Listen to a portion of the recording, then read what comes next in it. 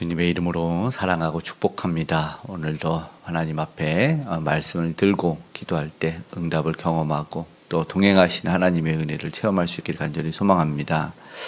하나님의 우리는 위로와 주시는 평안으로 살아갑니다. 그러나 말씀에는 이제 심판의 예언 속에 징계를 말씀하시기 때문에 이제 위로받지 못하는 그런 백성이 되어버리고 맙니다. 이제 이방 예언이 끝났습니다. 오늘 본문 아모스 2장 4절에서 19절 말씀은 이 앞에 이방 나라들 주변 나라들을 다 심판하셨죠. 블레셋도 모압도 암몬도 다 하나님이 이제 심판하실 수밖에 없는 민족이 되었다. 그런데 이제 하나님의 백성이라고 여겨지는 유다 백성 그리고 이스라엘 이렇게 얘기합니다. 남쪽 유다가 먼저 하나님의 심판의 메시지를 듣고 있는데 동일한 메시지이죠.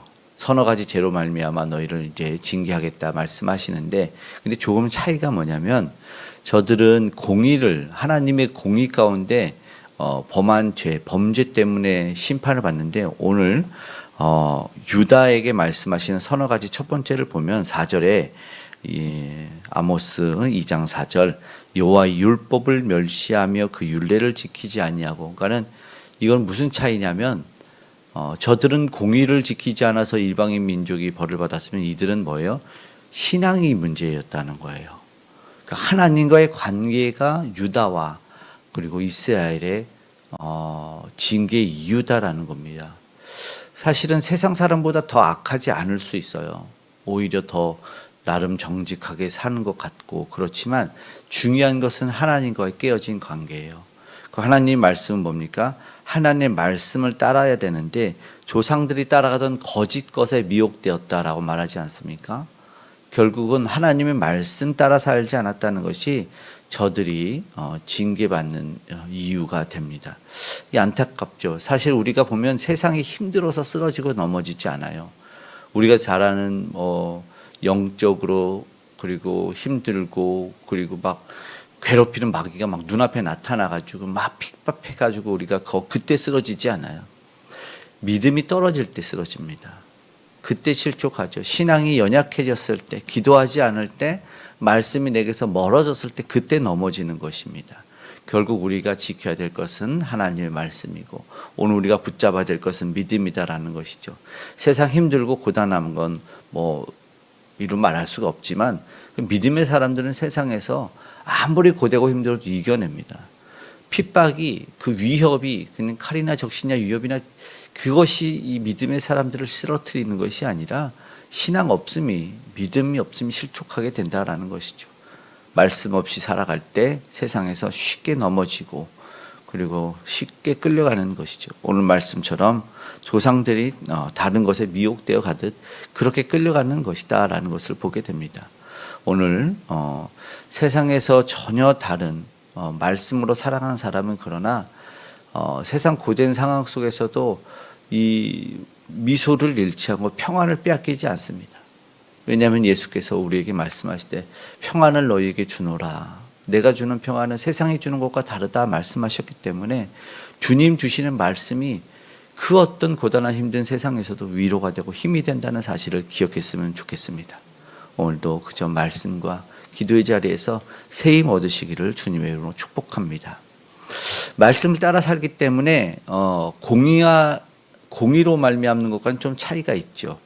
그러니까는 어쩌면은 넘어지는 것은 같아 보이죠. 공의의 하나님이 심판하시는 이유가 무조건 잘못된 것이겠죠. 죄, 범한 것, 말씀을 버린 것. 그러나 사회에서는 잘하는데 신앙에 문제가 있을 때, 아니요 반대로 신앙은 좋은 것 같은데 사회에 좀 문제가 있다.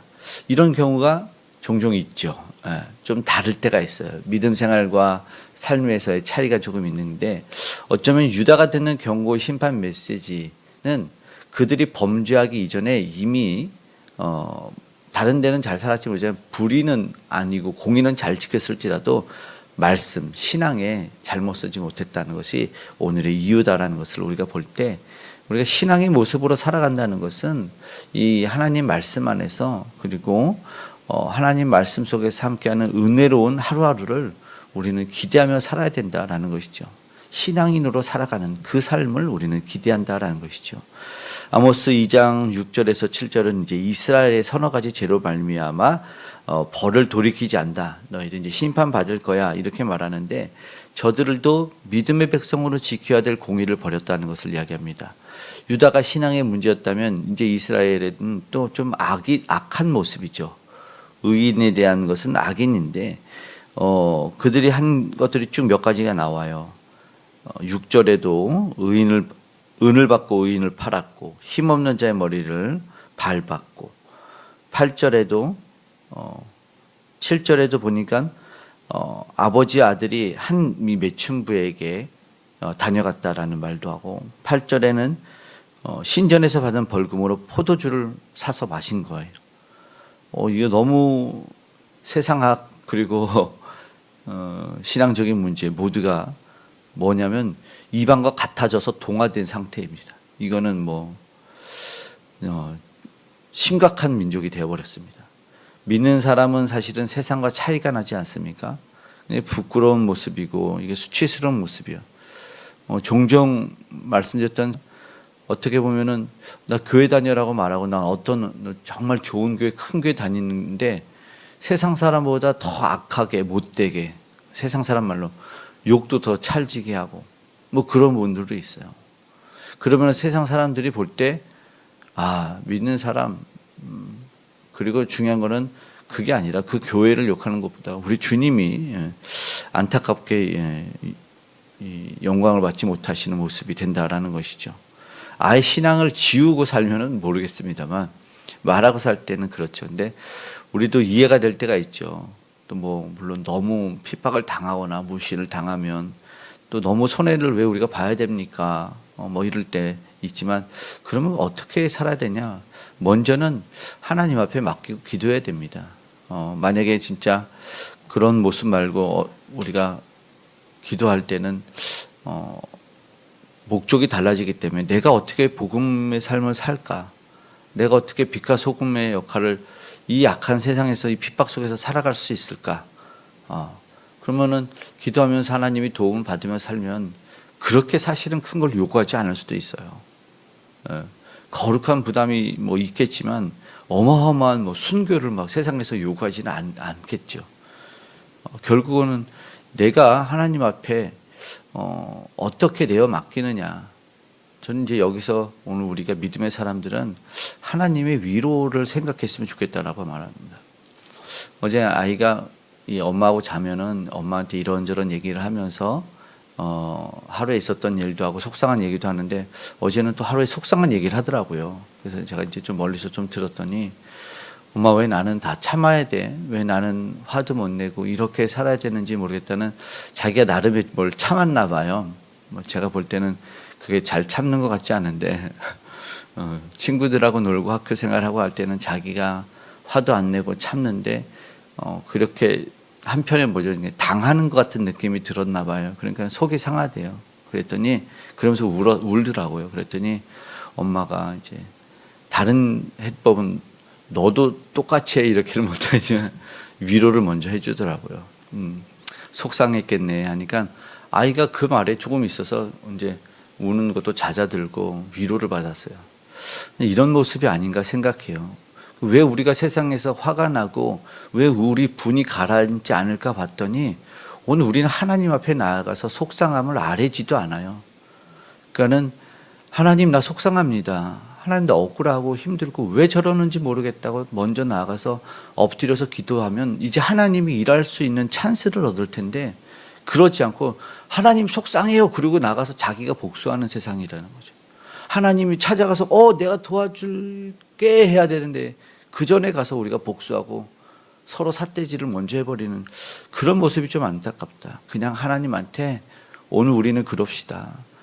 힘들다고 울고 싶다고 그냥 안아달라고 얘기하면 오늘 찬양처럼 하늘의 위로와 그 평화가 내려올 줄로 믿습니다.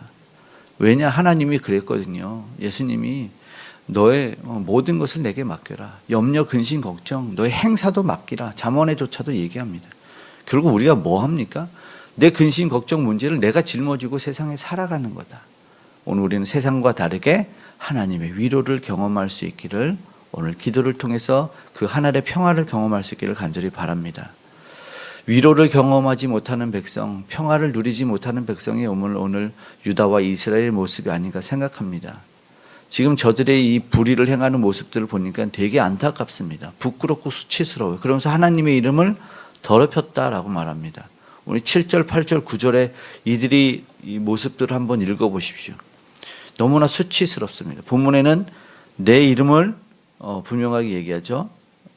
더럽혔다. 이 안타까운 말씀을 하죠. 내 거룩한 7절 끝에 내 거룩한 이름을 더럽히며 이렇게 말하는데 눈에 띄죠. 하나님의 백성이라고 말하면 하나님의 이름을 영화롭게 하고 하나님의 이름을 거룩한 그 이름을 영광스럽게 해야 되는데 그러지 못했다는 것을 분명하게 이야기하고 있다는 것입니다. 하나님을 욕되게 했는데 그렇다면 반대로 우리의 삶이 하나님을 영화롭게 할 수도 있다고 생각하면 돼요. 소망적인 말씀인 거죠. 오늘 우리가 거룩한 삶을 통해서 오늘 우리가 세상이 다 하지 못하는 공의를 실현해 나갈 때 하나님은 그러면 기뻐하실 수도 있겠구나. 이렇게 오늘 우리는 말씀과 반대로 기도했으면 좋겠습니다. 하나님께서는 9절에서 10절을 보니까 왜 속이 상하냐면 내가 저들을 인도해냈다라는 거죠. 오늘 말씀 보면 40년의 광야 생활도 얘기합니다. 결국 저 백성들을 애굽에서 이끌어내고 인도하고 그리고 땅도 차지하게 해주셨어요. 그러면 이스라엘 백성들은 왜 하나님을 드높여야 됩니까? 은혜 받고 특혜 받은 민족이기 때문이다라는데 저들은 지금요 구원의 과거를 잊었어요. 오늘 우리가 왜 세상에서 날마다 주시는 복, 넘치는 부와 넘치는 건강 때문에 하나님을 기뻐하는 거 아니라 이미 구원 받았기 때문에 하나님을 우리는 기뻐하며 살 수 있어야 되거든요. 그런데 그러지 못하는 거죠. 그러니까 과거를 잊은 거예요. 구원받은 과거, 은혜 받은 과거. 당시 하나님에게 우리가 감사했을 때, 감격했을 때가 얼마나 큰지 알지 않았습니까? 근데 저 백성들이 잊어버렸어요. 오늘도 마찬가지로 우리도 잊어버리고. 거기에 대한 것들은 12절에 보니까 믿음의 백성으로 살아야 되는데 반전을 살죠. 뭐예요? 거룩을 버리고 하나님과 멀어지게 해버립니다. 예언을 멸시해요. 좀 심각합니다. 하나님은 11절에 선지자와 나시니를 일으켰는데 저들에게 나실 사람에게 포도주를 마시게 해버렸어요. 선지자에게 예언하지 말라. 이거 굉장히 무서운 말 아닙니까? 너도 거룩하게 살지만 나도 거룩하게 안 살 거니까. 그러니까 같이 지옥 백성 되게 한 거예요. 예언하는 자에게 예언하지 말라는 건 야, 나 내 법으로 살 거니까 더 이상 하나님 얘기하지 마. 이게 이스라엘 백성들이 이걸 했다는 거예요. 이게 하나님이 말씀은 우리가 읽지만 이 기가 막힌 이야기 아닙니까? 이렇게 해서요. 자기만 타락한 것도 모자라 타락으로 인도해 버렸다는 것이죠. 맹인이 맹인을. 예수님 말한 소경이 소경을 인도해서 더 지옥 백성을 만드는 그 일을 이들이 실제로 했다는 것을 하나님은 오늘 말씀 속에서 지적을 하고 있습니다. 이 아모스서에서 이렇게 이야기하고 있습니다. 이스라엘에서 지금 예언을 하고 있는데 내 법으로 살겠다라는 것이 이스라엘의 가장 큰 범죄 아니었을까요? 이때 찾아온 것은 세상에서는 밝은 빛을 못 보는 겁니다. 어둠이 임하고 그렇기 때문에 가끔 세상 이야기를 멈추고 오늘 우리도 하나님의 이야기를 더 많이 해나가야 될 때가 있다고 생각합니다. 종종 믿음의 사람들이 모이면 세상 이슈 이야기하죠. 그 이슈 이야기하다가 끝날 때가 있어요. 어떻게든 전환해서 그러면 어떻게 기도할까? 우리 하나님의 은혜는 무엇일까? 그렇게 하나님의 은혜와 말씀으로 마치는 그런 노력이 조금 있었으면 좋겠다 생각합니다. 오늘 마치는 마지막에 하나님이 징계가 누르시겠다랍니다. 13절에서 16절에 보니까 13절 끝에 내가 너희를 누르리니 이제 큰일 났습니다. 그렇게 심판을 받고 그들에게 있던 죄가 빠져나가기를 하나님이 바라시는 것 같습니다. 허울이 그리고 불신이 있었던 그 모든 것이 빠져나가고 다시 말씀하는 하나님의 음성을 통해서 회복되기를 하나님은 말씀하기를 그래서 말씀하시는 것 같습니다. 무엇보다 오늘 우리는 주님이 주신다는 약속의 말씀을 붙잡고 하나님이 허락하시는 위로와 평안을 누렸으면 좋겠습니다.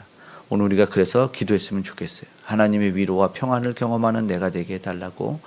아직도 하나님의 위로와 평안을 경험하지 못한 백성들이 오늘 나의 삶을 통해서 나의 말 한마디를 통해서 그 위로를 경험할 수 있는 세상 되게 해달라고 그렇게 희망적인 소망으로 살아가기를 오늘 하루가 되기를 간절히 소망합니다. 아멘. 기도하겠습니다. 사랑의 아버지 하나님 고맙고 감사합니다. 세상에 위로가 없는 이 세상 하나님 우리가 전할 수 있기를 그 예수가 오늘도 온전히 전파되기를 간절히 소망합니다. 오늘 우리 삶을 통해서 살아계신 예수 그리스도를 보여주게 하여 주시옵소서. 오늘 전도자들을 통해서 선교사님들을 통해서 아버지 하나님 예수님이 전달될 수 있도록 도와주시옵소서. 북녘의 우상들이 무너져 내리고 세상의 아버지 하나님 전쟁과 기근과 테러의 위험 모든 것들이 사라짐에 하나님이 주시는 평화를 맛보는 모든 인류가 되게 하여 주시옵소서. 십자가 바라고 보혈의 능력으로 죄산받은 백성들이 많아지고 하나님의 나라가 확장되기를 소망합니다. 이 나라의 민족 가운데 정치사회 경제 가운데 하나님을 두려워하게 하시고 악법이 합법화되지 아니하게 하시고 우리 다음 세대가 우리 주님 붙들고 아버지 하나님 소망 가운데 살아갈 수 있도록 도와주시옵소서. 오늘도 간절히 기도하오니 아프고 힘들고 고단한 이들 외롭고 힘들어 지친 이들 낙심한 이들과 동행하사 위로와 힘을 나음을 더하여 주시옵소서. 가정과 기업 가운데 함께 하시고 산업의 일터와 현장에 안전으로 지켜 보호하시고 우리의 모든 기도와 간구에 가장 좋은 것 선한 것 하나님 기뻐하실 것으로 응답하여 주시옵소서. 감사드리며 고마우신 예수님의 이름으로 기도드리옵나이다.